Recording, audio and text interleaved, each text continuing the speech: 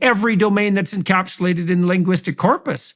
And so it can produce incredible insights on all sorts of fronts, as you said, if you ask it the right questions.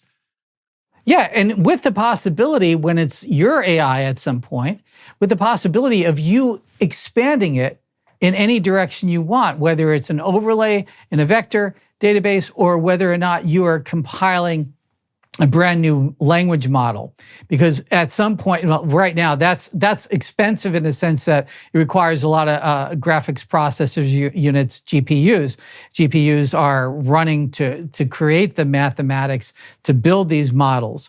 But at some point, consumer-based hardware will allow you to build mini models. Yeah, well, like you right can now, imagine. Yeah, right now there's an open source case where there's a 4 gigabyte file.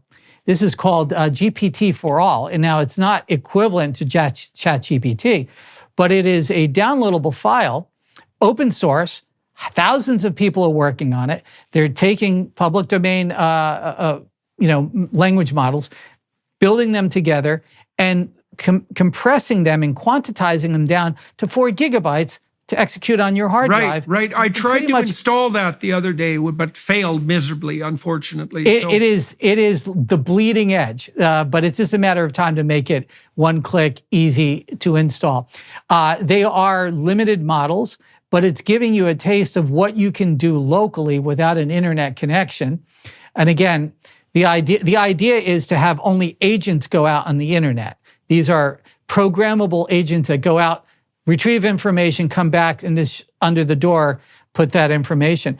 But the concept, right? So you're compartmentalizing the inquiry process so that your privacy can be maintained while you still, yeah, because this is a big part of the problem with the net as it's currently constituted, is that it allows for the free exchange of information, but not in a compartmentalized way, and that's extremely dangerous. There's no, what would you call it, subsidiary hierarchy that is an intermediary between you as an individual and the public domain. And that means that your privacy is being demolished by your hyperconnectivity to the web. And that's not good. That's the hive mind problem fundamentally, right? And that's what we're seeing emerging in China, for example, on the digital surveillance front. And that's definitely not a pathway we want to walk down. Exactly. And what I'm surprised about what I'm seeing in the Western world. Now, I do understand for example, some of Elon's concerns about AI. And maybe you can explore a little of that. I don't pretend to understand, I don't have a relationship where I talk to him, but I do understand some of the concerns in general.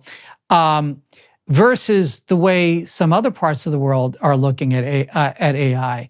And one of those things are, what is the interface to privacy? Where do your prompts go? Are those prompts going to be attached to your identity? And could they be used against you? These are things that are valid concerns. And it's not just because somebody's doing something bad. It's the premise of using any type of thought. Reading a book, it's like these are your thoughts, and it is only going to get more complicated, and it's only going to get more worse if we don't address it early on. I'm not sure that that's what a lot of legislators are looking at. I think they're looking at it. Well, this is the problem with legislation, though. It's like, well, look, this is the whole legislative issue, I think, is a red herring, because the probability that I talked to a bunch of people in the House of Lords last year. They're older people, but bright people. Almost none of them even knew that this cultural war between the woke and the advocates of free speech was even going on. The most advanced people had more or less cottoned on to that 18 months ago. And it's been going on for like 10 years, So the legislators are way behind the culture. The culture is way behind the engineers.